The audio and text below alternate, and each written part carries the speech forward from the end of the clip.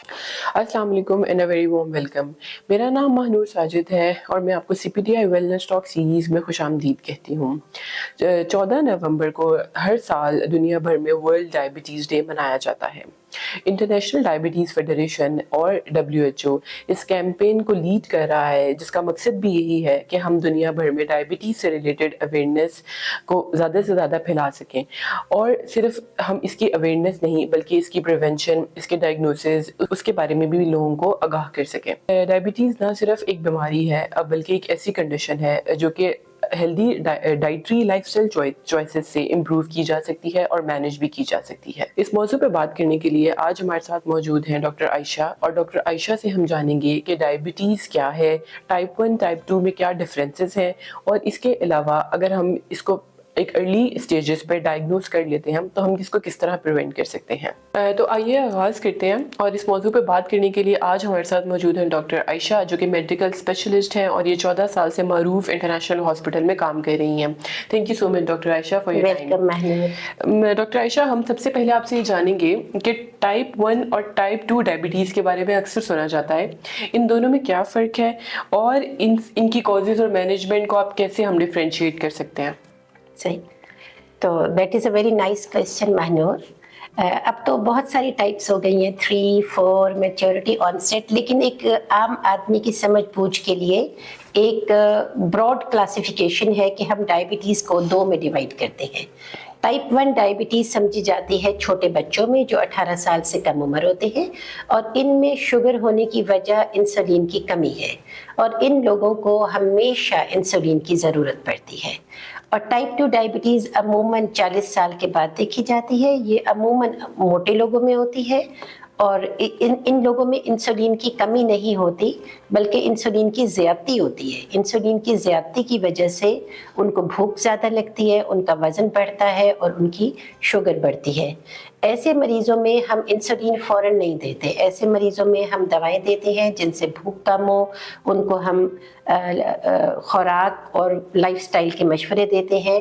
ऐसे लोगों को भी इंसुलिन की ज़रूरत पड़ सकती है जब 10 से 15 साल के बाद उनके अपने अंदर इंसुलिन बनने का अमल बिल्कुल कम हो जाए। तो लेकिन आम लोगों के लिए एक आसान ये है कि टाइप 1 डायबिटिक्स वो होते हैं जो शुरू से इंसुलिन पे होते हैं, और टाइप 2 डायबिटिक्स वो होते हैं जिनको दवाइयाँ दी जाती हैं। Thank you so much doctor Ayesha. मैं ये आपसे जानना आई एम सॉरी, आपका एक सवाल था कॉजेज। टाइप 1 जो है ना वो जेनेटिक है। टाइप 1 जो है उसमें कोई ये तो नहीं ना कि बच्चे ने टॉफियां खाई हैं तो उसको शुगर हो गई है, ये तो बल्कि एक मिथ है।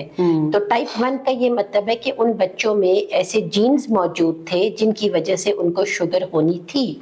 हमने 1 साल, 2 साल, 6 साल हर उम्र के बच्चे डायबिटीज के साथ देखे हैं। तो टाइप 1 डायबिटीज का जो ताल्लुक है वो जेनेटिक है।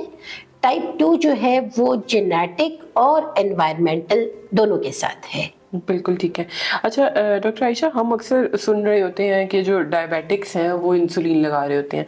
हम आपसे जानेंगे कि ये बेसिकली इंसुलिन क्या है, और इंसुलिन जो हमारे जिस्म में पैदा हो रही है वो क्या है, जो हम एज अ दवाई यूज़ कर रहे हैं वो क्या है, और ये किस तरह ब्लड शुगर लेवल्स को कंट्रोल करने में हेल्प करती है? बिल्कुल ठीक है।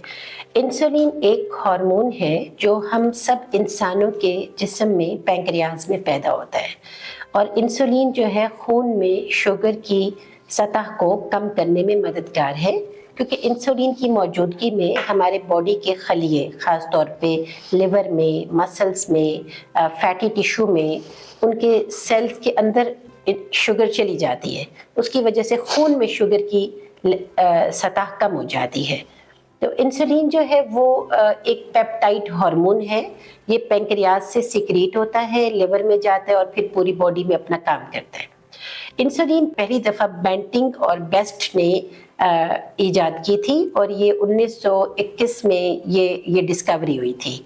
इसी वजह से हम सर फ्रेडरिक बेंटिंग की सालगिरह का दिन, चूँकि 14 नवंबर है, तो 14 नवंबर को दुनिया भर में वर्ल्ड डायबिटीज़ डे मनाया जाता है। इंसुलिन पहली दफ़ा जो है वो लेबॉर्ट्री में बनाई गई। वो उन्होंने शुरू में ये जानवरों के जिस्म में से पैंक्रियाज का एक्सट्रैक्ट निकाला और उससे इंसुलिन बनाई, लेकिन अब आजकल लेबॉर्ट्री में जेनेटिक इंजीनियरिंग से भी इंसुलिन बनाई जा रही है। इंसुलिन बाजार में وائلز میں بھی اویلیبل ہے اور پینز میں بھی اویلیبل ہے. اور وہ بووائن انسولین بھی ہے جو اینیمل پینکریاز کا ایکسٹریکٹ تھا پہلے، آج کل وہ جو ہے بیکٹیریا کے جسم میں انسولین بنانے والے جینز انجیکٹ کر کے ان کی باڈی سے بنائی جاتی ہے، اس کو جینیٹیکلی انجینئرڈ انسولین کہا جاتا ہے. تو انسولین گورنمنٹ کے لیول پہ بہت سارے پروگرامز میں ڈائبیٹک پیشنٹس کو فری آف کاسٹ اویلیبل بھی ہے. یہ تو ہو گئی ہماری ڈائبٹیز اور انسولین کے بارے میں بات. میں یہ جاننا چاہوں گی آپ سے کہ یہ جو ہماری ڈیلی کی ڈائٹری لائف اسٹائل چوائسیز ہیں اور ہمارا بیسیکلی جو لائف اسٹائل ہے، ہم موسٹلی ورک پلیس پہ بھی سیڈنٹری لائف اسٹائل فالو کر رہے ہیں کہ ہم اکثر ٹیبلز پہ بیٹھے ہوتے ہیں سارا دن.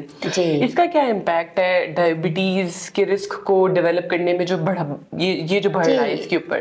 جی، آج کل ہم ایک لفظ استعمال کرتے ہیں میٹابولک سنڈروم. میٹابولک سنڈروم ایک براڈر کیٹیگری ہے جس کے انڈر بہت ساری بیماریاں آتی ہیں جو ایکسیس کی بیماریاں ہیں.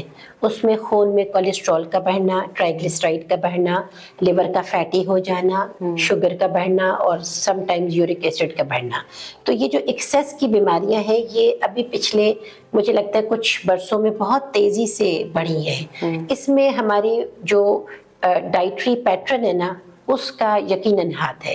آج کل آپ دیکھیں تو ہر کوئی فاسٹ فوڈز کھا رہا ہے، ملک شیکس لے رہا ہے، چاکلیٹس ہیں، کینڈیز ہیں، ڈیزرٹس ہیں، بچے بھی یہی چیزیں کھا رہے ہیں. تو اس کی اور کولڈ ڈرنکس ہے خاص طور پہ میں کہوں گی، تو اس کی وجہ سے بچے جو ہیں وہ بھی ڈائبٹیز اور موٹاپے کا شکار ہیں.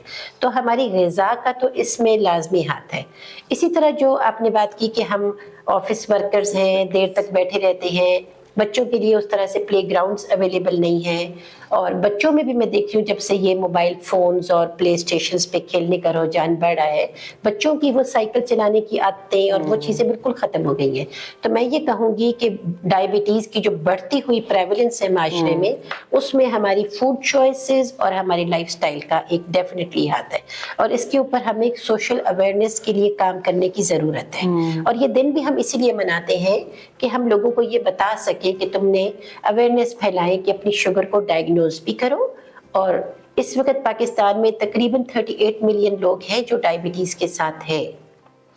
بہت الارمنگ ہے ڈاکٹر عائشہ ڈیفینیٹلی. یہ ہم لوگ اس کی مینجمنٹ کے اوپر بات کر رہے ہیں کہ ہم کیا لائف اسٹائل ہیبٹس چوز کر سکتے ہیں. میرا ایک سوال ہے کہ ہم اس کو پریونٹ کیسے کر سکتے ہیں کہ یہ سامنے ہی کم آئے، مطلب ارلی ایجز پہ اگر ہم اس کو ڈیٹیکٹ کر کے پریونٹ کر لیں. بالکل، اسی لیے اب جو آج کل ہم ڈائبٹیز کی گائیڈ لائنز یوز کر رہے ہیں نا، اس میں ہم نے 3 کیٹیگریز کر دی ہیں: نارمل، ڈائبٹیز، اور ایک ٹرم ہم نے اب پچھلے کچھ سالوں میں نئی ڈیولپ کی ہے، پری ڈائبٹیز. پری ڈائبٹیز وہ لوگ ہیں جن کے بارے میں ہمیں معلوم ہے کہ نیکسٹ 10 ایئرز میں انہوں نے ڈائبٹیز میں چلے جانا ہے. اب for example fasting blood sugar ایک نارمل آدمی کی 110 سے کم ہونی چاہیے اور ڈائبیٹک مریض کی 126 سے زیادہ ہونی چاہیے. تو وہ لوگ جن کی فاسٹنگ شوگر 110 سے 126 کے درمیان ہے وہ پری ڈائبیٹک ہے. یہ وہ پاپولیشن ہے جس کو اگر ہم ٹارگٹ کریں تو ہم ان کو فرینک ڈائبٹیز میں جانے سے روک سکتے ہیں. اسی طرح HbA1c کا بھی کرائٹیریا ہے. اگر وہ 6.5 یا اس سے زیادہ ہے تو یہ ڈائبٹیز ہے.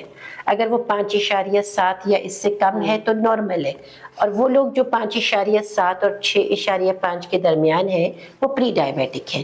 اگر یہ لوگ اپنی ڈائٹ کو کنٹرول کریں، اپنی ایکسرسائز کریں، ہفتے میں کم از کم 150 منٹ ایک ریگولر فزیکل ایکٹیویٹی کریں، تو یہ ایک آنسیٹ آف ڈائبٹیز کو 10 ایئرز ڈیلے کر سکتے ہیں. ڈاکٹر عائشہ، جو لوگ آلریڈی ڈائبیٹکس ہیں، جو کچھ سالوں سے جیسے اپنی لیٹ 40s اور 50s میں ہیں، ان کو آپ اس کی، کیونکہ یہ وہ چیز ہے جو کہ اب جب کہ آپ کو ایک بیماری لگ چکی ہے اس کو آپ کو مینیج کرنے کی، آپ وہ لوگ جو لیٹ اپنے 40s 50s میں ہیں ان کو آپ کیا ٹپ دیں گی کہ وہ اس کو مینیج کیسے کر سکتے ہیں ود ڈائٹ، ود ڈیفینیٹلی اگر وہ انسولین یوز کر رہے ہیں اور موومنٹ یعنی کہ ایکسرسائز وغیرہ؟ میں پیشنٹس کو ایک بات خاص طور پہ کہتی ہوں کہ ڈائبٹیز کی جو ٹریٹمنٹ ہے نا وہ ایک ٹرائی اینگل ہے. اس میں یوں سمجھے 33% کنٹریبیوشن ہے آپ کی میڈیسنس کا، چاہے آپ دوائیں کھائیں یا انسولین لگائیں. 33% کنٹریبیوشن ہے آپ کی ڈائٹ کا اور 33% کنٹریبیوشن ہے ورزش کا. تو اگر ایک آدمی صرف دوائیں لے گا لیکن نہ پرہیز کرے گا نہ ورزش کرے گا تو بھی اس کی شوگر کنٹرول صرف 33% ہوگی. تو میں پیشنٹس کو بس یہ ایڈوائس دوں گی کہ وہ جو اپنے ہیلتھ کیئر فزیشین کو ریگولرلی دکھائیں. ان کا فیملی فزیشین ہے, ان کا اینڈوکرینولوجسٹ ہے, ڈائبٹالوجسٹ ہے, ان کے ساتھ ریگولر فالو اپ پہ رہیں. ڈائبٹیز کی کمپلیکیشنز جیسے ریٹینوپیتھی آنکھوں پہ اثر, جیسے نیفروپیتھی گردے پہ اثر, اس کے لیے regular urine test, protein urea, آنکھوں کا معائنہ, یہ چیک اپس کرائیں. شوگر کی وجہ سے جو اور کمپلیکیشنز ہو سکتی ہیں, پاؤں کا خیال رکھنا, پاؤں پہ زخم ہونا, ان کی طرف سے الرٹ رہیں. ورزش لازمی اپنی روٹین کی لائف میں رکھیں, اور خوراک میں مٹھائیاں, sweet dishes, cakes, ice creams, chocolates, ان چیزوں کو ایوائڈ کریں.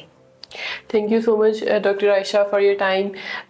میں امید کرتی ہوں کہ ہماری اس ایپیسوڈ کے ذریعے جو عام انسان ہے اس تک بہت آگاہی پہنچی ہوگی اس بارے میں بھی کہ ڈائبٹیز کو مینیج کیسے کیا جا سکتا ہے, اور اس بارے میں بھی کہ اس کو پریونٹ کیسے کیا جا سکتا ہے. اگلی دفعہ ہم ویلنس ٹاک سیریز میں ایک نئے ہیلتھ ٹاپک کے ساتھ ضرور حاضر ہوں گے. تب تک کے لیے اللہ حافظ. ہمارے CPDI یوٹیوب چینل کو لائک اور سبسکرائب کریں. شکریہ.